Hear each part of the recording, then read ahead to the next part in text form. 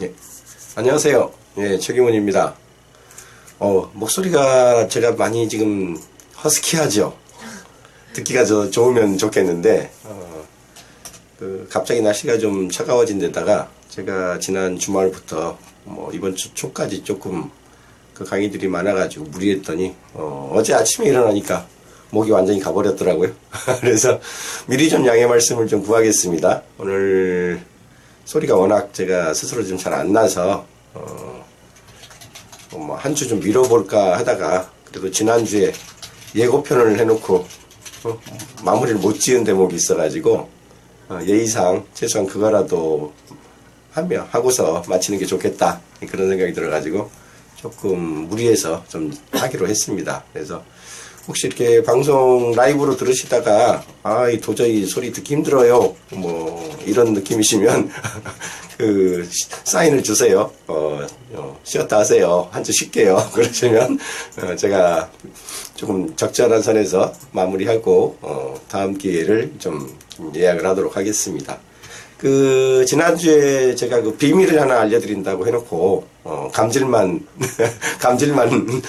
이렇게 놓고, 마무리를 좀 덜 했기 때문에, 그 부분 좀 말씀드리고요. 네. 그리고, 벌써 연말이 다가오는데, 아무래도, 마음들이 바쁘실 것 같아요. 한 해 정리도 하셔야 되고, 하는 것 때문에 조금 바쁘실 것 같아서, 최대한 오늘 빨리 끝내는 쪽으로 이렇게 하겠습니다. 우리 공혜진님, 네. 예, 한 주 동안 잘 지내셨죠? 네, 당연하죠. 별일 없으셨고요. 네. 지난주에 공부 좀 많이 빡세게 했잖아요, 우리가. 네네네. 예, 오늘 그 연장선에서 가는 걸로 하겠고요. 네. 지금 제가 보니까 원래는 오늘 그 페이스북 광고의 모든 것, 사실 광고의 이제 시작 부분이었거든요. 네. 그 페이스북 광고, 보통 우리가 맞춤 타겟 광고라고 얘기를 하는데, 네. 그 타겟 광고의 원리, 그리고 도대체 어떻게 광고를 하길래 다른 광고에 비해서 페이스북 광고가 효과가 있다고 하는 거냐. 네. 이제 그 원리적인 측면들을 조금 도입부를 좀 다뤄드리려고 했거든요. 네네. 오늘 그 부분 포함해서 제가 지난주에 예고해드렸던 이 광고 사이클 있잖아요. 네. 예, 그거랑 직접적으로 연관되는 부분이거든요. 그래서 제가 일부러 좀 이렇게 남겨놓은 부분이기도 한데, 오늘 목소리 상태도 그렇고 하니까, 원리적인 측면만 오늘 조금 더, 디테일하게 다루고, 나머지 페이스북 광고를 실제로 어떻게 세팅을 하고, 어떤 기본 조건 하에서 광고가 되어야 되는지, 네. 그 부분에 대한 얘기를, 가볍게 한 다음에 나머지는 다음 주에 다루도록 하겠습니다. 그때까지 목소리가 좀 낫기를 여러분이 함께 기도를 해주시고요. 네. 자, 그럼 오늘 가보겠습니다. 원부터 그리고 시작해야 돼요. 와. 자, 지난주에 방송 혹시 라이브로 들으셨던 분들이나 녹화로 들으셨던 분들 한번 복습 삼아서 그때 그렸던 그림을 다시 한번 떠올려 보세요. 이렇게 제가 오늘 하나 그렸었고요. 오늘도 잘 그려졌어요. 오, 완전 그래요. 자, 그걸 제가 말씀드렸죠. 첫 번째, 어떤 광고를 우리가 시작을 했을 때, 광고, 스타트.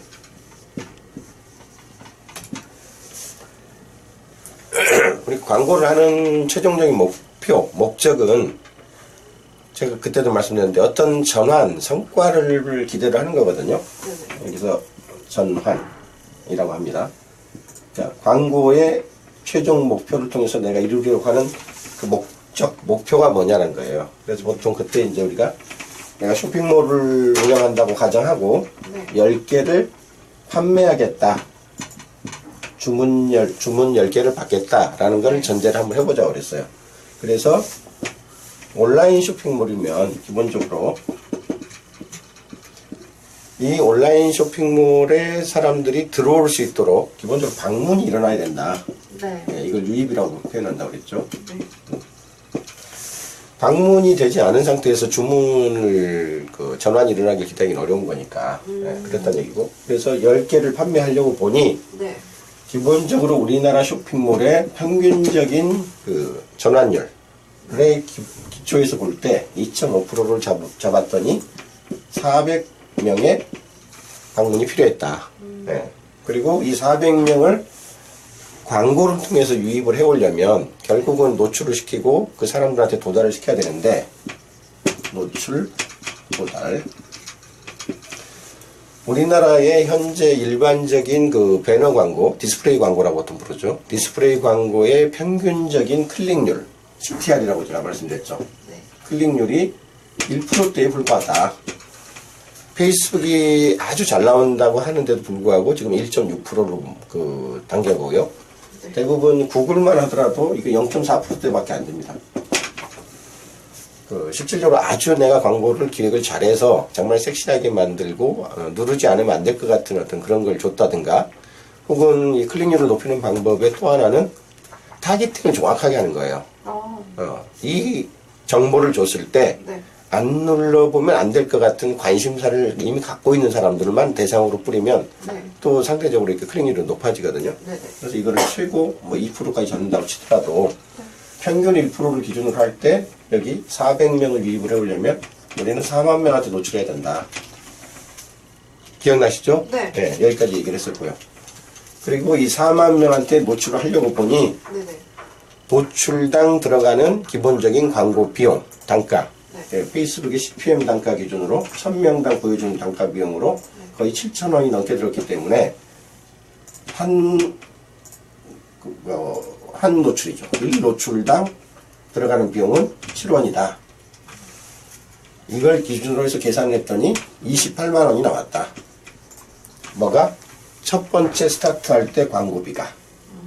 요게 이제 지난주에 제가 마무리 직전까지 말씀드렸던 우리나라 쇼핑몰의 평균 클릭률과 평균 전환율을 기반으로 한 실제 광고비의 예상 금액. 네. 이것도 페이스북을 기준으로 했을 때 얘기입니다. 네. 그래서 요 돈을 염두에 두고 10개를 팔았을 때 만약 이거 5만원짜리 팔아가지고 20%의 만약 마진을 내가 남겼다고 치면 요거에서 1만원의 수익이 남고 네. 10개를 팔았다고 가정할 때 10만원의 수익이 나온다. 네. 이것도 사실 굉장히 이제 마진이 높게 잡은 거다, 실질적으로는. 그 말씀 드렸거든요. 네. 그래서 10만원을 내가 수익을 낸다 하더라도 마이너스 18만원의 적자를 보게 돼 있다. 자, 이런 광고를 언제까지 할 거냐? 몇 번을 반복할 수 있겠냐? 180만원 준비하면 10번을 할 수 있겠네요. 180만 원이요? 근데 고스란히 마이너스죠. 네. 그래서 이 마이너스를 반복하지 않은 그런 방법의 그런 요술이 있을 수 있냐. 이제 그 얘기를 지난주에 제가 마무리를 던졌었어요. 자, 이제 그 지금부터 네. 그 마술의 묘기를 보여드릴게요. 기본 전제가 있어야 됩니다. 이 마이너스를 떨어뜨리려면 그때 제가 말씀드린 게 전환율 2.5%밖에 안 되는 거를 네. 더블로 높여서 5%를 만들면 20개를 팔 수 있으니 20만 원어치 수익을 얻을 수 있다. 그러면 마이너스 18만 원이라 마이너스 8만 원을 줄일 수 있다. 혹은 여기 클릭률 자체를 똑같이 4만 명한테 노출했는데 클릭률을 만약 2%를 올릴 수 있다면 이게 800명이 들어올 거기 때문에 그러면 역시 마찬가지로 20개가 팔려서 매출이 수익이 더블이 될 수 있다. 두 가지의 그 방법을 얘기해 드렸잖아요. 네네. 오늘 세 번째 방법을 알려드려요. 자, 이게 이제 숨은 방법인데요. 어떻게 하는 거냐면 네. 요거 평균 전환율이니까 내가 숨낼 수 없다. 어쩔 수 없다 치고 네네. 요거 평균 그 클릭률이니까 이것도 내가 못 건드린다고 치자. 네. 그러면 다른 방법이 뭐냐? 자, 보세요. 이게 오프라인 같으면 여기 4만 명이 노출되고 400명이 유입되는 동안에 빠져나간 39,600명을 어떤 방법으로도 잡아내실 방법 없습니다. 온라인도 마찬가지예요. 클릭도 하지 않았기 때문에 아무런 흔적이 남지 않는 사람들이기 때문에 이 사람들한테 빠져나간 광고비를 내가 회수할 방법은 없다고 봅니다. 다만 만약 이 방문하는 사람한테 우리가 홈페이지가 많이 있었으면요. 네. 홈페이지를 방문하는 사람들한테 뭐를 붙이냐면요. 네. 추적 픽셀이라는 걸 붙여요. 추적 픽셀? 예. 말이 픽셀이 좀 어려워서 그런데요. 네. 실제로는 그냥 코드라고 보시면 돼요. 추정용 코드예요. 가장 알기 쉽게 좀 이해를 하시려면 네. 우리 이거 출입하는 방문 앞에 네. 특히 지금 뭐 빌딩이나 이런 데 가면 꼭 CC 카메라 붙어 있잖아요. 네. 그래서 누가 들어오고 나갔는지, 혹시 도둑이 들진 않았는지 이거 체크하려고 하잖아요. 네. CC 카메라가 제일 많은 데가 또 어딘지 아세요? 길거리? 마트. 아, 마트. 곳곳에 있습니다. 아, 맞아요, 맞아요. 네. 그게 어떤 그 아줌마가 이게 뭐를 슬쩍 집어넣으니까 이걸 감시하는 용도일 수도 있지만, 예, 사람 예, 들어오는 거. 그런 용도도 있지만 대부분의 그 마켓에서 이 CC 카메라가 하는 역할은요, 사람들의 동선을 분석하는 거예요. 정말요? 예. 처음에 그 뭐 큰 대형마트에 딱 사람들이 들어와서 네. 백화점도 마찬가지예요. 네. 이 사람이 오른쪽으로 갈까요? 왼쪽으로 갈까요? 백화점에 들어가요. 예. 오른쪽? 뭐 이렇게 백화점 같은 경우는 보통 한 4, 5층까지 있잖아요. 네. 뭐 1층에 보통 뭐 화장품, 가죽 뭐 이런 거 있고, 네, 네. 2층에 올라가면 뭐 여성 의류 있고, 3층에 올라가면 남성 의류 있고, 네. 그 위에 올라가면 스포츠 코너 있고, 막 네, 이런 네. 식으로 네. 배열돼 있잖아요. 네. 그러니까 이게 그냥 그렇게 배열한 게 아니에요. 아, 그래요? 그 다 마케팅이 들어가요? 예. 실질적으로 백화점이든 마트든, 마트 값도 그 지하에 있잖아요. 네. 뭐 이런 식으로. 또 코너가 어떤 데 가면 그 뭐 우유 코너가 있고, 어떤 데 가면 고기 코너가 있고, 어떤 데 가면 생선 코너가 있잖아요. 이거 하나하나가 그냥 그 자리에 그냥 대충 배치한 게 아니고요. 수년간에 걸친, 특히 이제 미국 애들이 이런 데이터를 많이 관리하니까 네네. 수년간에 걸쳐서 어떤 시장을 보러 온 사람들이 네. 어떤 코너에서 어떤 걸 제일 많이 사고 어떤 행동을 하는지를 수많은 그 마케팅 데이터를 분석을 해가지고 가장 최적의 위치에다 배열을 하는 겁니다. 그게. 예. 무섭죠? 네. 조금 약간 신기해요. 근데 그런 것처럼 그건 오프라인에서 사람들의 행동을 분석하기 위해서 오로지 우리가 쓰는 도구가 CC카메라예요. 그걸 홈페이지에다 붙인다고 생각을 하세요. 우리가 만든 쇼핑몰이나 우리가 현재 운영하고 있는 그 홈페이지에다가 그 천장 중앙에서 모든 우리 홈페이지에서 노는 사람들의 모든 행동이 보일 수 있는 중앙 그 일종의 추적 카메라, CC 카메라를 하나 붙이는 거예요. 그리고 그 카메라를 통해서 어떤 사람들이 우리 페이지에 어느 페이지로 들어와가지고 어느 페이지로 갔다가 어느 페이지에서 빠져나가고 네. 어느 페이지를 돌다가 어떻게 나가는지 네. 를 전체를 일종의 디지털로 CCTV. 예, CC 카메라로 녹화를 해놓는 거예요. 아, 그리고 그 녹화 테이프를 분석을 하는 거죠, 이제. 이 사람이 어떻게 들어와서 어떻게 빠져나갔다.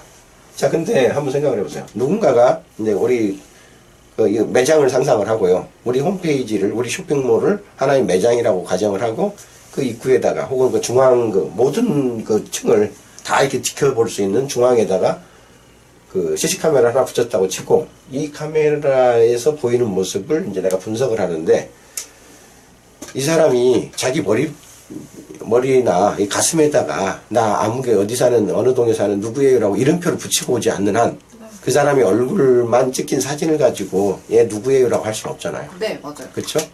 근데 그게 가능한 게 있어요. 뭐예요? 어떤 서비스? 여기 들어온 사람이 페이스북을 사용하는 사람인 경우.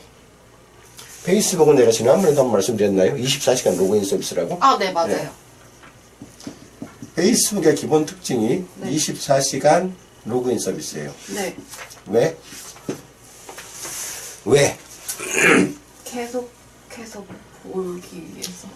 페이스북은 기본적으로 홈페이지 자체가 뉴스피드라고 제가 말씀드렸잖아요. 네네. 뉴스피드에서 주는 내용들이 내 친구들과 나눈 대화나 내 친구들의 새 소식 혹은 내가 가입해 있는 그 그룹 멤버들의 소식 네.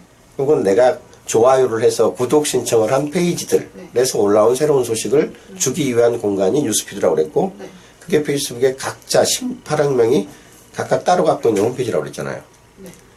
근데 내가 누군지를 얘기하지 않으면 내가 누구라고 로그인을 하지 않으면 네. 네가 누군지 알고 네 친구가 누군지 알 수 있어.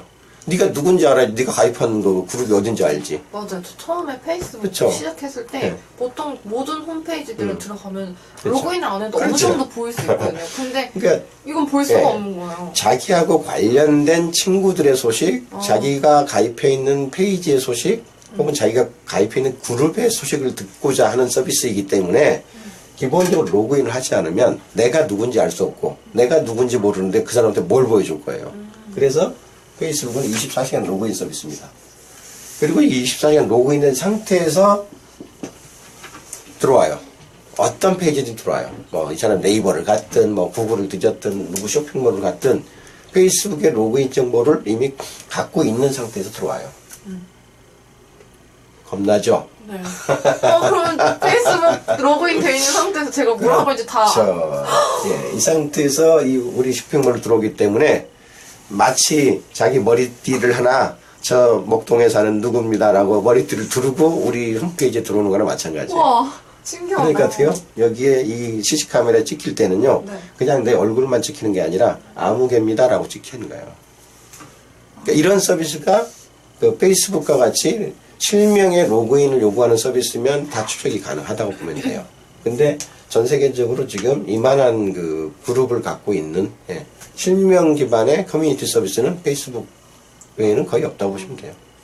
물론 네이버도 이제 앞으로 뭐 우리 페이지에 오셨을 때 로그인 상태를 유지하시겠습니까? 이렇게 물어보는 경우들이 있거든요. 나중에 이제 로그인 접속하다 보면 구글도 요새는 가끔씩 이제 로그인 요구하는 경향으로 가고 있고요. 어쨌든 구글이나 뭐 네이버 같은 경우는 아직 로그인을 강제로 요구하진 않거든요. 근데 페이스북은 습관적으로 이미 자기 홈페이지의 내용을 보기 위해서라도 로그인을 하지 않고선 볼 수 없는 서비스예요. 그 상태에서 이쪽에 들어오면요. 이 사람들에 대한 이 코드가 하는 역할이 뭐냐면 두 가지예요. 하나는 카운팅. 카운팅? 우리 사이트에 1명 들어왔어요. 네. 우리 사이트에 2명째 들어왔어요. 3명 들어왔어요. 이런 식으로 문이 열리면서 카메라에 사람이 나타날 때마다 네. CC카메라에 사람이 나올 때마다 이거를 플러스 1, 플러스 1, 플러스 1 해가지고 이 페이지에 방문한 사람이 몇 명입니다라는 거를 카운팅을 해줘요. 네. 기본적으로 하는 거 쪽수 세는 거예요. 예, 우리 마트에 지금 몇 명째 들어왔어요. 이런 식으로. 유입수 카운팅. 그렇죠. 네. 그 다음에 두 번째가 뭐냐면요. 리스팅이에요. 아, 카운팅은 이해가 되죠? 네. 리스팅은 어떻게 가능해요? 아까 얘기했잖아요. 페이스북 사용자가 자기도 모르게 머리띠에다가 자기 이름을 붙이고 들어와요. 그러면 이 사람 페이스북 사용자 아무개 또 아무개 A죠. 아무개 B, 아무개 C 이게 차곡차곡 누적이 되는 거예요. 그래서 요거를 리스팅을 해주는 거. 요게 페이스북 픽셀이라고 하는 게 해주는 두 가지 역할이에요.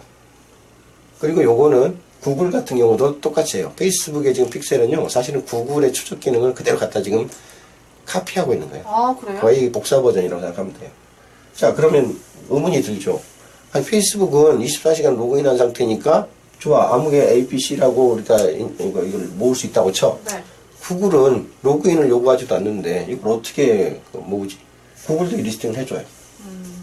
뭘로? 모르겠어요. 이름을 모르니까 여기는 사실 아무개 A, 아무개 B라고 정했지만요.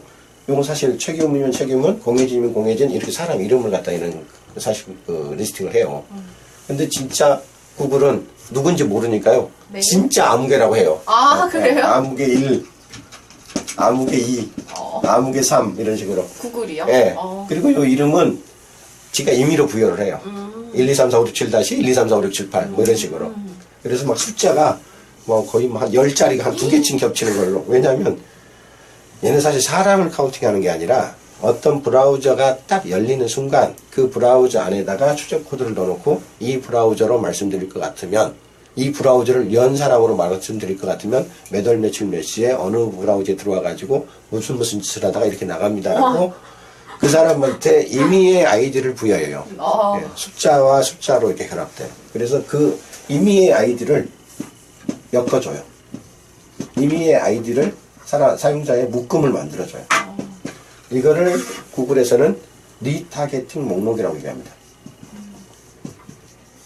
목록, 리스트예요. 그래서 구글에서 이 개발한 리타겟팅 목록의 그 기법을 네. 페이스북 같은 경우는 로그인 정보에 실명 정보가 남기 때문에 그 실명 정보를 그대로 추려가지고 모아서 만들어주는 이 리스트를 뭐라고 그러냐면 이 페이스북의 아무개 리스트를 우리가 맞춤 타겟이라고 부릅니다. 타겟이란 말은 우리나라 사람들이 듣기 편하게 번역된 용어고요. 실질적으로 이 영어를 가보면 커스텀 CUS인가요? CO가 맞겠다. 커스텀 타겟을 뭐라고 그러냐면 오디언스라고 그래요. 이거 온지 윤지 좀 한번 다시 해보세요. 지금 각각의 스펠이 헷갈려서. 네. 이 커스텀 보통 이게 맞춰졌다는 뜻이에요. 커스터마이즈 그러면 우리가 보통 어떤 조건을 만들어 놓고 사람한테 1대1로 맞춰준다는 뜻이거든요. 그래서 맞춤화된 오디언스라는 얘기는 청중, 우리가 보통 관객들이라고 그러잖아요. 광고에서 오디언스라는 용어는 이 광고를 받아보는 사람들의 그 그룹, 대상을 얘기하는 거예요. 그래서 이미 내가 어떤 조건을 주어서 그 조건에 맞춰진 광고 수용 대상자 란 뜻이에요. 이 맞춤 타겟이라는 말의 뜻이. 그래서 이 맞춤 타겟의 리스트를 잘만 만들면 이제 어떤 마케팅이 가능해요? 타겟. 그렇죠. 그 사람들만 대상으로 한 마케팅이 가능해요. 우리 홈페이지, 우리 쇼핑몰에 들어왔는데 혹은 우리 마트에 왔는데 이 사람이 유아용품을 보고 가는지 패션용품을 보고 가는지 식품을 사가는지 그쪽에다가 조건만 주는 거예요. 우리 식품 매대에 와서 구경하고 간 사람 누구를 잡아내라. 우리 신발 매장에 와가지고 구경하고 간 사람이 누구인지 잡아내라. 만약 이런 식으로 리스트를 내가 세분해가지고 만들어낼 수 있다면 여기 화방대도 마찬가지죠. 물감물 구경하고 간 사람인지 이재를 보고 간 사람인지 붓을 보고 간 사람인지 다 이렇게 따로따로 묶어낼 수 있으면 네. 물감 보고 간 사람한테 물감 선전하는 게 낫죠. 네. 붓 보고 간 사람한테 붓 광고하는 게 낫죠. 굳이 화방에서 들어온 모든 사람들한테 이 사람은 붓을 살 용도로 들어온 사람인데 굳이 물감 선전을 할 의미가 없는 거고요. 맞아요. 네. 이미 이젤이 있는 사람한테 굳이 이젤 광고를 낼 이유가 없는 거잖아요. 네. 그런 식으로 이 사람들이 어떤 행동 패턴을 어느 매장에서 보여줬는지를 따로따로 구분 조건식을 줘가지고 구분을 해서 리스트를 만든 다음에 그 사람들한테 맞는 광고를 뿌리는 거예요. 그러면 만약에 그 각자의 사람마다 그렇게 광고를 진행하면 각자의 사람마다 노출되는 광고가 다 다르게 될 수도 있는 거네요. 네. 이걸 적용해 놓으면. 그렇죠. 그게 맞춤 타겟입니다. 그걸 하면 어떤 효과가 생기냐면 나는 광고비를 굳이 붓 광고를 하는데 붓에 반응하지 않을 사람들한테 광고를 뿌리는 건 광고비가 낭비되는 거잖아요. 맞아요. 그리고 그 붓에 대해서 관심도 없는 사람한테 광고를 뿌리게 되면 받는 사람 입장에서 이 스팸 광고인 거예요. 맞아요. 근데 내가 정말 이렇게 붓을 좀 필요로 하는 상황이었는데 만약 나한테 그 붓 광고가 떴다고 생각해봐요. 이건 정보죠. 그러니까 광고주 입장에서는 광고비를 줄일 수 있고 그 광고를 받는 사람들 입장에서는 스팸 광고에서부터 자유로울 수 있는 이게 맞춤 광고의 원리예요. 자, 그러면 그 맞춤 광고를 만약 할 수 있다고 하면 어떻게 광고비가 주는지 그렇게 단순히 생각해봐도 알 수 있죠. 이제 필요한 사람한테만 보내면 되는구나. 네. 그러면 여기 할까요? 4만 명을 모집하기 위해서 4만 명한테 노출해서 400명을 모으기 위해서 4만 명한테 노출하는 짓 그런 지금 어떻게 보면 지금 낭비적인 짓을 한 거 아니에요. 여기 들어올 400명만 골라서 내가 만약 알 수 있었다면 그러면 4만 명한테 뿌릴 필요가 없잖아요. 400명 골라서 뿌리면 됐을 거 아니에요. 근데 알 수 없으니 이렇게 여러 사람들 뿌려가지고 그 중에서 골라낸 것 뿐인 거죠. 자, 그러면 골라내지 않아도 될 경우에 어떻게 그 광고비가 세이브 되는지 그 효과를 한번 보세요. 자, 다시 지웁니다. 이제 여기서 요술이 발생하는 거예요. 잘 보세요. 39,600명은 다 날아가서 흔적도 없으니까 우리 못 건진다고 그랬어요. 근데 이 400명은 내가 페이스북에 추적 픽셀을, 추적 코드를 심어가지고 CC카메라를 붙여가지고 다 잡아냈어요. 그래서 이 사람들은 리스트가 만들어졌어요, 이제. 네. 자, 그럼 이 리스트가 400명이 만들어졌죠? 그 중에서 10명은 우리 물건을 샀단 말이야. 그러니까 우리 이 물건 어디로 보내주세요 라고 자기 연락처, 주소 다 남겼을 거야, 이름. 그러니까 10명의 DB는 이미 확보가 됐어요. 네. 나머지 안 사고 나간 390명은 어떻게? 이 사람은 할 방법이 없죠. 네. 누군지 몰라요, 사실. 근데 페이스북은 아까 얘기했죠. 로그인을 한 상태로 이 사람들이 들어온 사실을 알기 때문에 이 390명의 실질적인 리스트를 갖고 있어요. 그러니까 산 사람은 나도 아는 나도 이미 확보한 10명의 DB인 거고요. 이 390명은 나는 모르지만 페이스북은 갖고 있는 리스트인 거예요. 그래서 이렇게 묶으면 역시 400명이 DB가 만들어지죠. 네. 이 400명 DB를 가지고 페이스북이 나한테 D를 요구해요. 야, 너 지난번에 1차 광고했을 때 니네 사이트에 400명 들어왔잖아. 네. 근데 니네 10개밖에 안 사고 나갔지? 네. 390명 누군지 궁금하지? 왜? 관심이 없었으면 애시당초 우리 사이트 들어오지도 않았을 거 맞아요. 아니에요. 관심이 있었으니까 한 번이라도 클릭하고 와봤을 거 아니야. 네. 근데 안 사고 나가버렸단 말이야, 390명이. 나한테 돈 좀 줘. 광고비 좀 내면 내가 390명한테 광고 뿌려줄게. 라고 하는 거예요. 안 할 이유가 없죠. 네. 왜? 관심이 있었으니까 우리 사이트에 왔을 텐데 사진 않고 나갔단 말이에요. 그리고 내가 지난번에 말씀드렸나요? 우리나라 사람들이 어떤 쇼핑몰에 와가지고 물건을 사려면 최소한 몇 번 방문해야 된다고 그랬죠, 제가? 3번. 안 가르쳐 드렸나요? 네. 가르쳐 드린 것 같은데? 3번? 6번 방문해야 돼요. 아, 맞다. 그리고 이거 며칠 동안? 12일 동안. 지난번에 설명했어요. 잘 생각해보세요. 네, 알겠어요. 우리나라 사람들이 쇼핑몰에 와가지고 어떤 물건을 구매하려면 네. 그 400만 거래를 분석을 해봤는데 네. 그 결과 나온 게 12일에 걸쳐서 6번 방문해야지 구매가 일어난대요. 평균적으로. 네. 근데 이제 겨우 한 번 들어온 사람인데 네. 이 6번을 다시 그 방문을 시키려면 5번을 추가로 방문시켜야 된다는 거 아니에요. 네. 근데 한번 생각을 해보세요. 내가 저번 한 번에 노출된 광고를 보고 한 번 클릭하고 들어왔었어. 네. 근데 그 광고를 나한테 또 보여줘. 그러면 바로 또 클릭할까? 안 하죠. 네. 그걸 재방문이라고 그러거든요. 네. 어떤 형태든 내가 그 사이트에 관심이 있었던 사이트에 한 번 가본 적이 있었는데 다시 또 들어오는 거. 재방문인데 평균적으로 이 쇼핑몰도 분석을 해보면요. 재방문율이 아주 뭐 이렇게 단골이 많은 그런 데가 아닌 이상은 20% 정도밖에 안 돼요. 아, 20에서 25% 정도? 재방문율이 예. 평균적으로. 그렇죠. 아, 네. 그러면 만약 20%짜리를 잡으면 네. 5번을 보여줘야지 그 중에 한 번 정도 다시 클릭한다는 얘기고요. 네. 25% 잡으면 최소 4번은 더 보여준다는 얘기예요. 자, 그러면 한 번, 자, 아까 한 번은 들어왔으니까 네. 플러스 5번을 더 보여줘야 돼요. 아니, 5번을 더 방문시켜야 돼요. 근데 4번이나 5번 중에 한 번밖에 클릭 안 한대, 재방문은. 그럼 어떻게 해요? 5번을 재방문시키려면 5, 많이. 25, 25번을 보여줘야 된다는 얘기예요. 더 많이 그만큼 노출을 시켜야 그렇죠. 스물 네, 5번 중에 한 번 지금 클릭한다는 얘기니까, 재방문한다는 얘기니까. 그러니까 5번을 더 데리고 와야 되는데, 네. 우리 사이트 5번을 더 방문을 해줘야 되는데, 이 사람이. 노출을 아무리 해줘도 재방문 비율이 20%밖에 안 된다 그러면, 한 번 데려오는데, 한 번 재방문 시키는데, 네. 5번은 더 노출을 해야 되는 거예요. 이해되죠? 네. 그럼 5번 곱하기 5번. 25번 더 보여줘야 돼요. 그래야지 비로소 이 사람이 살 거라는 게 평균치라는 거야, 평균치. 우리나라 쇼핑몰에. 자, 그러면 이 사람이 한 번 왔는데 이 사람한테 앞으로 몇 번 더 광고를 노출해야 된다면 25번. 네. 상식적으로, 그러니까 산술적으로 그렇다는 거예요. 25번 아니라 두 번째 또 네. 방문해서 살 수도 있고 세 번째 방문해서 살 수도 있겠죠. 근데 평균적으로는 이렇다는 얘기예요. 그러면은 이 사람이 누군지 알아야지 25번을 더 보여준, 5번을 더 보여준다 할 거 아니에요. 네. 그러니까 이 리스트가 철저하게 필요하고요. 네.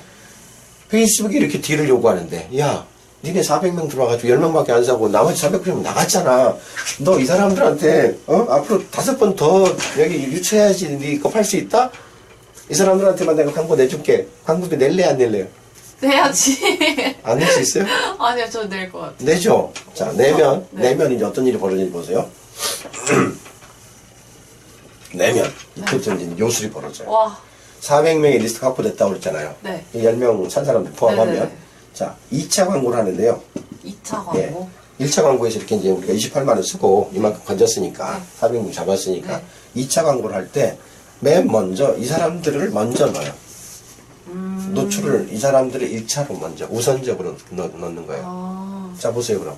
400명한테 먼저, 이미 우리 사이트에 한번 들어왔던 사람들한테, 이 명단이 잡혔으니까, 이 네. 명단한테 먼저 노출을 시켜요. 한 번 더. 자, 그러면, 아까 몇 명 정도가 들어온다고요? 20.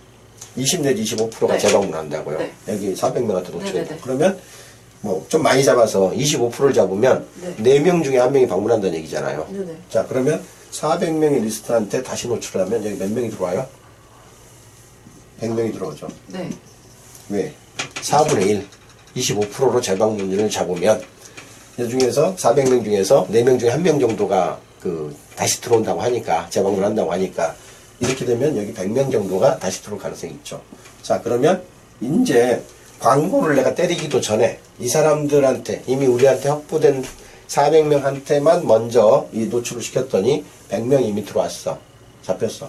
그러면 이제 몇 명만 더 채우면 우리는 또 10개를 팔 수 있어요? 300명만 추가로 가져오면 되잖아요. 네. 아, 이렇게 10개 파는데 이렇게 힘들었구나. 그렇죠.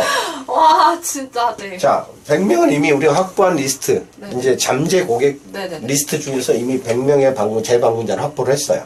그런데 300명은 추가로 신규 방문을 시켜야만 다시 또 10개를 팔 수 있을 거 아니에요. 이 평균 전환율에 의해서. 네. 자, 그러면 이제 얼마가 든지 보세요. 아까 우리가 첫 번째 광고 때릴 때 400명 모집하려고 네.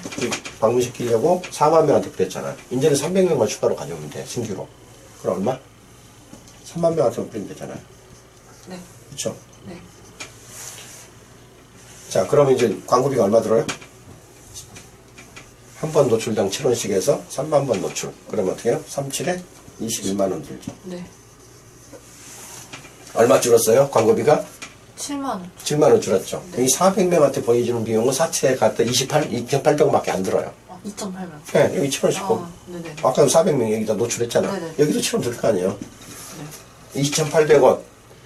이미 내가 확보한 잠재 고객한테 든 광고비는 2,800원밖에 안 되고요. 그걸로 인해서 우리 100명을 이미 확보를 했고, 나머지 이제 10,000명한테 덜 보여줘도 되는 상황이 생긴 거예요. 그러니까 광고비가 21만 원으로 7만 원이 준 거죠. 자, 이거를 한 바퀴 더 돌렸다고 생각해요. 자, 그러면 네네. 자, 그러면 300명이 이제 또 추가로 들어왔잖아요. 네. 이 중에서 다시 또 10명이 살 거예요, 이제. 왜냐하면 네네. 300명이 아까 이미 들어온 사람 100명 네네. 더해가지고 이렇게 됐으니까. 자, 그러면 이제 두 번째 돌리고 나면요. 여기 확보했던 400명 더하기 300명이 추가 명단이 생기죠. 네. 그럼 700명. 그렇죠? 네. 네. 그럼 합하면 700명이 되죠. 네. 자, 3차 광고 때는요. 700명을 넣는 겁니다. 3차 광고 때. 네. 자, 그럼 700명 중에 다시 또 한 25%가 들어오겠죠. 그럼 이번에 몇 명이 될 것 같아요? 800명이면 200명이 나올 텐데 800명 좀 안 되니까 한 180명 정도 올려나? 네. 그렇죠? 네. 3차 광고 때 한 180명 정도 온다고 쳐요. 그러면 이제 여기는 우리가 몇 명만 필요해요, 이제? 이거 빼면 220명만 신규로 잡아오면 되죠. 그러면 이제 우리가 필요한 건 뭐가? 2.2만 명이에요. 3차 광고 때. 줄었네요. 네. 자, 2.2만 명에다가 이제 7원 곱하면 이제 얼마 나와? 광고비가? 27에 14, 27에 14. 한 15만 원 정도 나오겠네. 네. 15만 원, 16만 원 정도. 자, 그러면 이제 아까 우리 10개 팔아가지고 10만 원 남겼죠. 이제 3차 광고 때 이제 15만 원만 광고비 쓰면 돼요. 여기 700명한테 광고비 한다고 쳐봐야 47에 28, 77에 49, 4,900원밖에 안 들어. 알겠죠?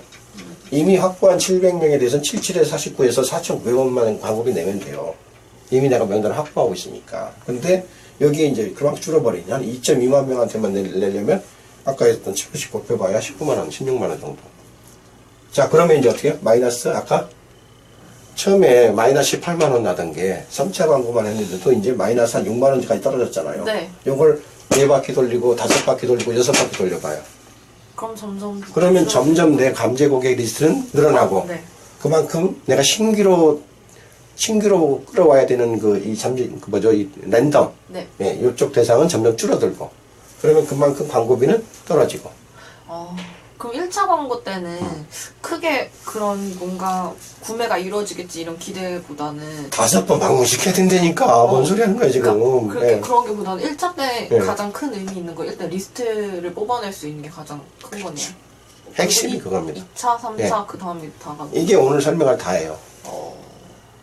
페이스북 광고를 타겟팅 광고를 하면 왜 광고에 효과가 있냐는 거를 많은 분들이 타겟팅이 정확하기 때문이다라고만 생각을 해요. 그 뭐죠? 그러니까 이거는 뭐 맞춤 조건을 줄 수 있으니까 이 사람들이 실명의 자기 개인정보들을 갖고 있으니까 뭐 연령층을 어디로 하고 무슨 관심사를 갖고 있는 사람들 뭐 이거를 모아내니까 타겟이 정확해져서 성과가 좋아진다 이렇게 생각들 하는데 그것도 있지만 그거보다는 좀 더 크게 실명의 정보를 갖고 사람들이 들어오기 때문에 그 사람들의 리스트를 이렇게 맞춤 타겟이라는 목록으로 잠재 고객의 목록을 계속적으로 누적해서 키울 수 있다. 그리고 그 사람들은 랜덤한 사람들이 아니라 이런 우리가 냈던 광고에 나름대로 관심을 표명했던 사람들이기 때문에 상대적으로 우리 물건을 나중에라도 구입할 가능성이 높은 사람들이다. 그러니 더군다나 통계적으로도 한 사이트에서 어떤 사람들이 구매를 하려면 최소한 6번은 그 사이트에 방문을 해야 된다. 이런 원리를 따져볼 때 한 번 온 사람한테 추가로 5번 오게 만드는 그런 어떤 리스트를 내가 갖고 있지 못하면 그런 광고는 꽝이다. 아까 마이너스 28만원짜리 광고를 계속 해야 되는 거예요. 그렇게 되면. 근데 요 원리를 아셔야만, 아, 페이스북 광고 저렇게 하는 거구나. 그러면 이제 전제 조건이 뭐예요? 추적 픽셀. 그러니까 우리 쇼핑몰에 들어오는 사람, 우리 홈페이지에 들어오는 사람들한테 그 사람들이 누구인지를 측정할 수 있는 모니터링 CC카메라를 붙이기 전에는 안 돼. 페이스북 광고 해봐야 소용이 없어요. 네, 밑 빠진 독이다 라는 얘기예요. 근데 이런 광고를 하시는 분들이 너무 많아요. 아, 정말요? 네. 뭐 질문 들어온 거 있어요? 아니요, 아직은. 네. 그래서 여기 보시는 분들한테 제가 말씀드리는 거예요. 제발 페이스북 광고 하는 건 좋은데 추적 픽셀을 설치하지 않은 상태에서 광고 돌리지 마세요. 추적 픽셀. 네. 광고 돌리봤자 다 도루묵입니다. 마이너스 28만원짜리 광고 계속 하셔야 돼요. 그러면 이게 떨어진다는 보장도 없어요. 계속해서. 타겟팅을 조금 더 정교하게 할 수는 있을 거예요. 아마 뭐 조건식을 조금 더 줘가지고 관심사 키워드를 좀 더 넣어가지고 아니면 지역 바운드를 좀 좁혀가지고 그 정도는 하실 수 있겠지만 본질적으로 우리 사이트에 우리 광고에 노출된 사람 중에 방문한 사람들의 리스트를 잡아내지 못하면 말짱 도루묵입니다. 그래서 이 방법을 알려드리는 게 페이스북 광고의 핵심이에요. 어떻게 추적 픽셀을 심을 것이며, 그러니까 우리 사이트에 들어오는 사람들을 어떻게 모니터링 할 수 있도록 CC카메라를 설치할 것이며, 그 카메라를 설치한 거에 이제 조건들을 줘야 될 거 아니에요. 이거 카메라만 설치해 놓는다고 얘가 그 작동이 되는 게 아니거든요. 분석을 해야 될 거 아니에요, 나중에. 매장만, 그러니까 신발 매장으로 온 사람은 누구지? 우유, 유제품, 아니면 아이들 유아용품으로 온 분들은 누구지? 이 조건식을 미리 줘야 돼요. 미리 안 주고 나중에 되돌아가서 이미 CC카메라 다 돌았는데 그거 다 나중에 되돌려가지고 이렇게 해줘요. 페이스북이 그렇게 돈이 남아돌진 않아요. 그러니까 우리가 그 CC카메라도 마찬가지거든요. 모니터링 하는 그 녹화 필름도 예전에는 비디오 테이프 썼었어요. 옛날에 초창기에는 마그네틱 테이프. 진짜요? 근데 그것도 한두 개씩 쌓아놓지. 맞아요. 하루에 24시간 동안 그 테이프가 이렇게 쌓이려고 언제 그걸 다 해요. 옛날에 VHS 해봐야 길어야 한 120분짜리인데. 네. 하루만 해도 12개씩 쌓이는데 이걸 다 어디다 저장해 놓을 거예요. 맞아요. 그러니까 요새는 그 VH 마그네틱 테이프 안 써요. 이제는 다 디지털로 그냥 서버에다가 메모리로 저장하거든요. 하드디스크에다가. 네. 네. 근데 그것도 한도가 있죠. 페이스북이 한두 개면은 그렇게 모아줄 수 있겠지만 지금 전 세계적으로 사용되는 페이지 방문자가 몇 명인데. 어마어마하죠. 그래서 이런 추적 픽셀을 심어 놓는다 하더라도 그거를 24시간 다 이렇게 녹화를 해놨다가 내가 필요할 때 조건식만 주면 다시 또 살펴봐가지고 매장 방문자만 찾아줘. 이렇게까지는 안 해요. 그러니까 어떻게 해요? 일단 CC카메라를 설치한 다음에 내가 필요로 하는 이 조건식을 먼저 줘야 돼요. 자, 매장 방문자에게 신발 매장 방문한 사람만 리스트를 만들어주세요. 아니면 식품 매장 온 사람만 리스트 따로 만들어주세요. 이런 식으로. 그거를 맞춤 타겟을 만드는 거라고 해요. 그래서 조금 정리하면요. 네. 페이스북 광고를 하시려면 네네. 무조건 내 쇼핑몰에 들어오는 사람들을 리스트로 만들어낼 수 있는 추적 CC카메라를 먼저 설치해야 된다. 추적 CC카메라? 그걸 추적 픽셀이라고 부른다. 페이스북 픽셀이라고 그래요. 네. 왜 픽셀이라고 부르는지는 사연이 길어요. 제가 나중에 기회가 있으면 따로 말씀드릴게요. 그리고 그 추적 픽셀을 설치해서 그 조건에 맞는 특정한 사람들만 목록으로 따로따로 만들어주도록 하는 게 맞춤 타겟이라고 부르는 거다. 그래서 다시 한번 말씀드리면 페이스북 픽셀을 설치하는 작업. 1. 2. 그 다음에 내가 어떤 조건에 만족하는, 조건식을 만족하는 사람들만 따로따로 리스트를 만드는 거. 요게 맞춤 타겟을 만드는 거다. 그래서 요 작업을 하는 게 이제 페이스북 광고의 기본 선결 작업이에요. 그러니까 이 작업을 해놓지 않고 하게 되면 아까 얘기했던 것처럼 건당 7원씩 해가지고 비용이 나가는 게 여러분이 암만 마진율이 높은 상품을 팔아도 그 광고비 충당하기가 쉽지 않다, 솔직히. 그래서 이 선결 작업을 어디다 하냐면요. 보통은 가장 많이 하는 게 홈페이지예요. 네. 네. 홈페이지에서 보통 장사를 하시는 분들은 이게 쇼핑몰을 그냥 홈페이지로 삼고 있는 경우가 많죠. 하방넷만의 다른 그 홈페이지하고 쇼핑몰이 분리되어 있나요? 아니요. 페이지 자체가 쇼핑몰이죠? 네. 네, 이건 사실 같은 거예요, 그러면. 네, 쇼핑몰 있고, 또 이제 굳이 쇼핑몰은 아니더라도, 개인이 자기들이 뭐 블로그를 운영하거나, 뭐 그러는 분들도 사실은 이런 이거 있잖아요. 네이버에 블로그를 운영을 하는데, 보면 방문자 몇 명, 일일 방문자 찍히잖아요. 네. 누군데요, 그 사람들. 만약에 내가 네이버 블로그 운영하는데, 블로그 일일 방문자가 300명, 400명이래. 파워블로거들 자랑하거든요. 나 2,000명은 와요. 그럼 내가 물어보거든요. 2,000명이 누군지 알아? 답할 수 있어요? 몰라요. 네이버는 알지도 모르지. 네이버는 이렇게 추적 코드를 만약 각각 개인들의 블로그에다 집어넣고 이 사람의 아이디가 누구인 사람이 여기를 방문했었다라고 만약 그 사람이 로그인하고 들어왔으면 그러면 그걸 긁어낼 수는 있겠죠. 그나마 아이디지. 푸른 하늘. 수천만. 누군지 알아 그게. 모르죠. 몰라요. 그러니까 네이버에 실질적으로 이렇게 그 방문 그 횟수 기록이라는 게 마케팅적으로는 거의 쓸모가 없어요. 그럼 그런 걸로는 알 수 있을 것 같은데 검색어 유입. 뭐 이제 그거는 그나마 뭐 검색어가 어떻게 들어왔다는 게 이제 구글 뭐 애널리틱이나 이런 걸 통하면 분석은 가능하죠.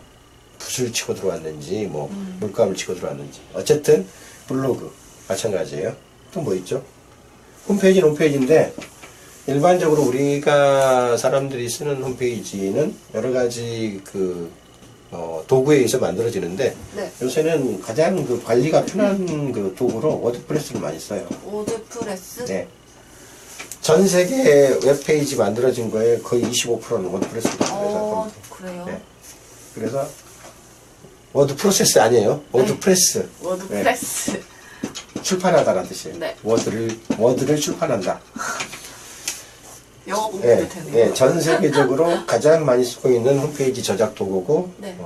뭐 웬만한 사람들도 한 일주일만 공부 제대로 하시면 자기 홈페이지 자기가 만들어 쓸 수 있어요. 그리고 얘가 좋은 이유는 이게 하나의 어떤 조립식 건물? 그런 개념이에요. 이 홈페이지를 만드는데 내가 뭐 처음부터 막 설계도부터 내가 그리는 게 아니고요. 아예 뭐 쉽게 말하면 뭐 문짝이면 문짝, 벽돌이면 벽돌 다 있어. 창문이면 기본 세팅은 그렇죠. 창문이면 창문 이게 다 만들어져 있어 이미.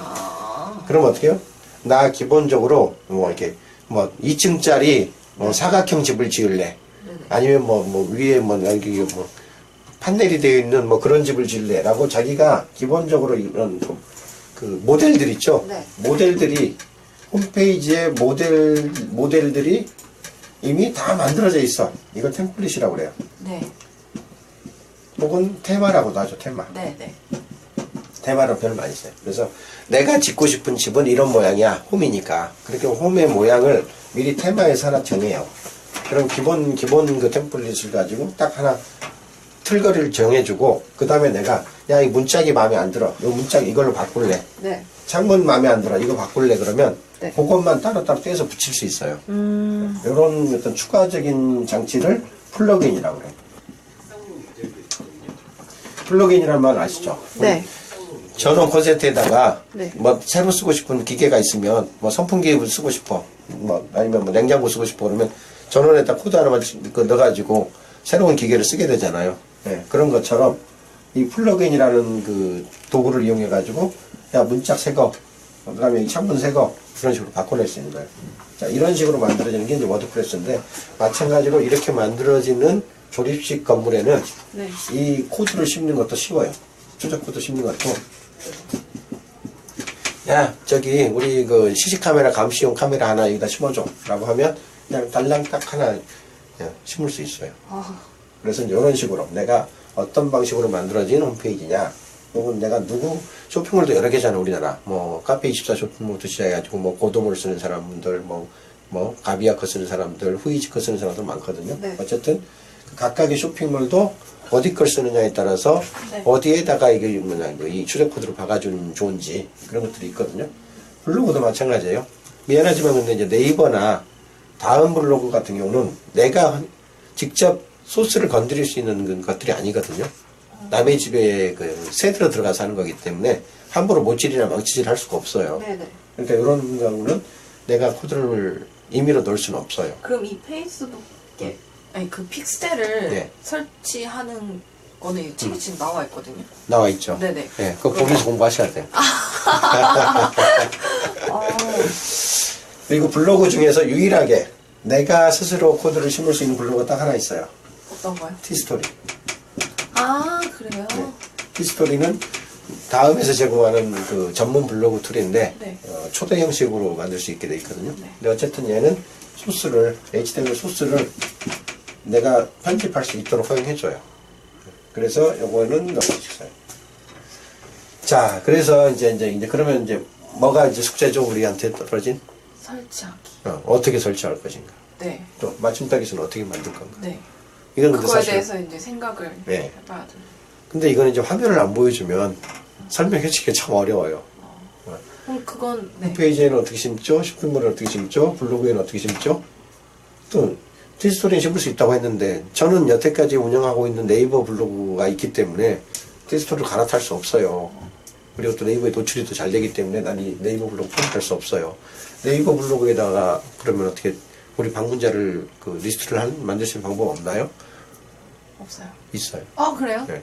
근데 어려워요. 아 있지만 간접적으로 측정할 수밖에 없어요. 그러니까 어떻게 측정을 하냐면 네이버 블로그 자체에 내가 건드릴 수는 없으니까 네. 우리 공항 가서 이렇게 비행기 타려고 하면 검색대 통과하잖아요. 혹시 그 무슨 흉기나 뭐 이런 금속 뭐 네네. 위험 물질 갖고 네네. 있는 게 없나?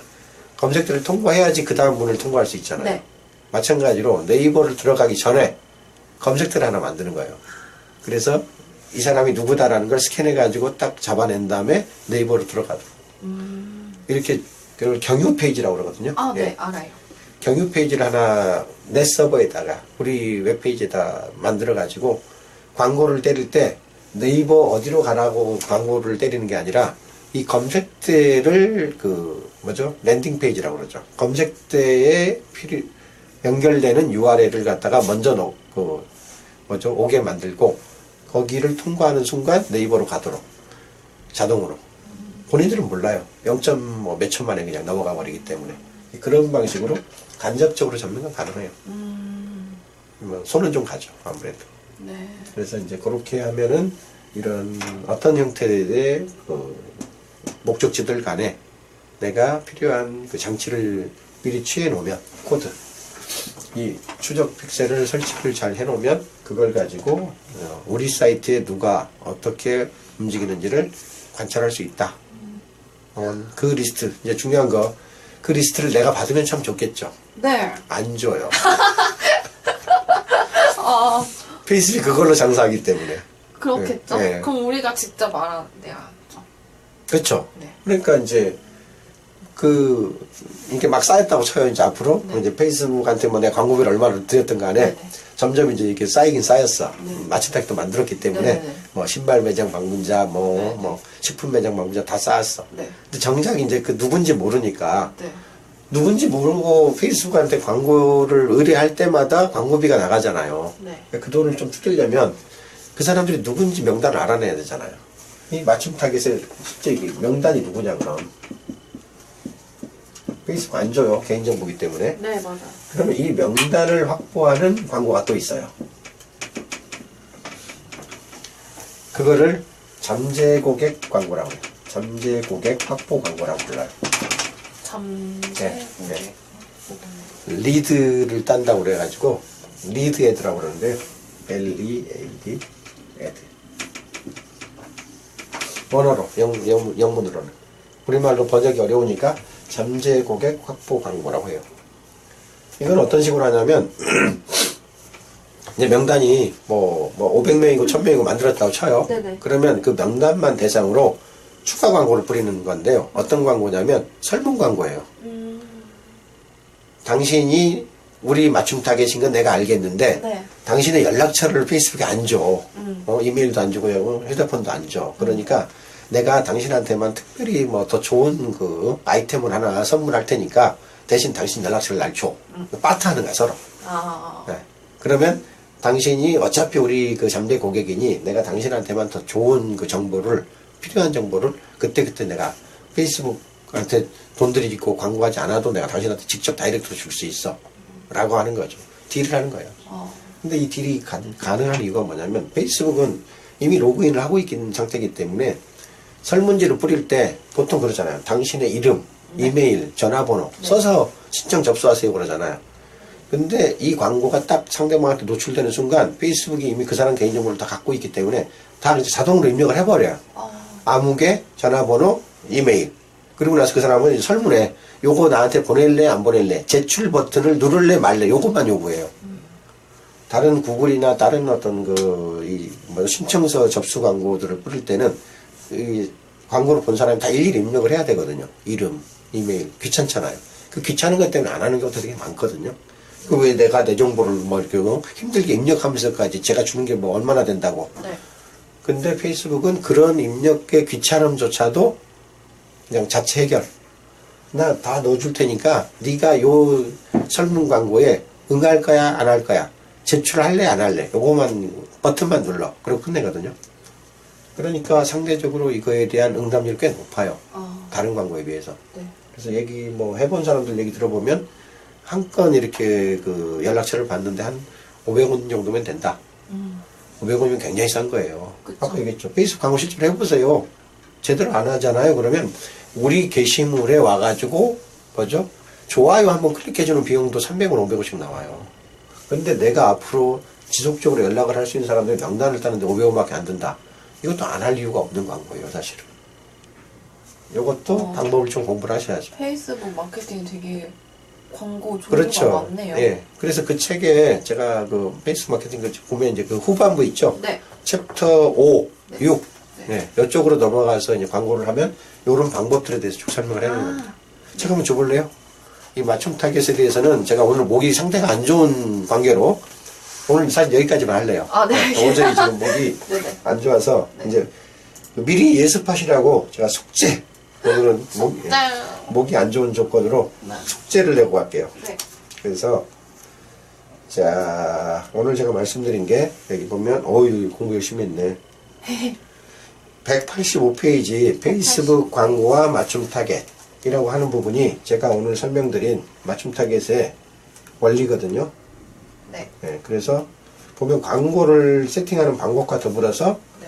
여기 보면 204페이지 네. 페이스북 픽셀과 웹사이트 맞춤 타겟 만들기 네. 이런 항목들이 있거든요. 요거 쭉 따라 해보시면 웬만큼은 그 감을 잡으실 수 있을 거예요. 네. 다 할 수 있다고 보장은 못 드리겠는데 왜냐하면 개념이 없으면 조금 따라하기 힘들거든요. 공부해야죠. 그래서 챕터 4의 내용을 조금 더 챕터 예습을 해주시고요. 네. 조금 더 나갈 수 있으면 챕터 5, 챕터 5에 가보면 세트 설정하는 부분 몇 가지가 더 나오는데 일단 챕터 4까지만이라도 네. 요건 비즈니스 관리자 얘기니까 네. 요건 좀 다음 얘기해도 될 것 같아요. 네. 일단은 챕터 4에 그 픽셀을 설치하는 방법에 대한 얘기들이 쭉 나오고요. 그 다음에 이게 제가 쓴 대목만이 아니라 그 흰 부분이 기능 설명이라고 그랬잖아요. 네. 이 240페이지 보니까 여기 기능 설명에도 그 타겟 만드는 순서들이 있어요. 그러니까 제가 쓴 부분 블루 쪽만이 아니라 여기 챕터 5의 흰 부분 아시겠죠? 네. 블루까지 가지 마시고 249페이지까지 네. 여기까지를 좀 집중적으로 예습을 좀 해주세요. 네, 알겠습니다. 그러면 오늘 설명드린 거에 실제 방법은 저렇게 가는구나 라는 감이 좀 잡히실 겁니다. 그러면 그래서, 네, 오늘은 여기까지. 오늘 여기까지 하겠습니다. 왜냐면 제가 워낙 상태가 안 좋아서 나중에 목소리가 좀 더 낭낭해지면 뭐 이걸 다시 한번 뭐 복습하는 기회를 갖더라도요. 일단 여기까지 하고 오늘은 마칠 테니까 제가 말씀드린 그 복습 및 예습 파트를 조금 책을 보고 좀 공부를 해주셨으면 좋겠습니다. 네. 화면을 보고 설명드리자면 정확하게는 좀 이해하기 어려운 부분들이거든요. 네, 알겠습니다. 양해 바라면서 오늘 여기까지 하고 혹시 광고사항 없으세요? 네. 지금 선생님께서 설명해 주시고 같이 공부하고 있는 그 책 이름이 뭐죠, 선생님? 요거. 페이스북 네. 마케팅. 이 네. 책 같은 경우는 지금 화방넷에 판매를 하고 있고, 아, 네, 제가 링크 걸어놓고 본문에도 링크 걸어놓았어요. 거기를 타고 들어가시면 구매를 하실 수 있습니다. 아, 저도 하나 광고글이 있어요. 네.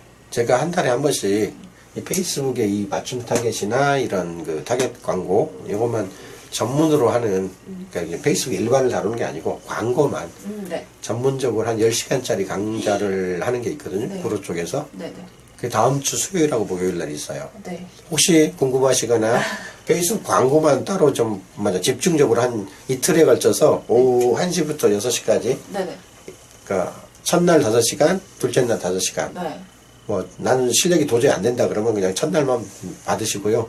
난 광고 이미 좀 해봤어. 웬만큼 다 알아. 이 타겟 다 만들어봤어. 뭐 이런 분들 정도면 이튿날만 들어도 될 거예요. 이튿날에 이제 광고에 대해서만 전문적으로 하거든요. 혹시라도 매달 하니까요. 매달 보통 이제 마지막 주 수요일하고 목요일 하는데, 마지막 주 수요일. 예, 원래 올해는 이번 달은 막달이라서 네. 마지막 주가 좀 시간 내기들이 어려우실 것 같아서 한 주 땡겨서 하는 거예요. 21일이네요. 예, 20일, 22일. 네, 이틀간. 21일, 예. 22일. 혹시 들어보고 싶은 분 계시면 댓글 남겨주세요. 네. 제가 연락처 알려드릴게요. 네, 알겠습니다. 예. 그럼 오늘 오늘 강의는 여기까지 마치고, 양해 구하면서 다음 주에 뵙도록 하겠습니다. 수고하셨습니다. 고맙습니다.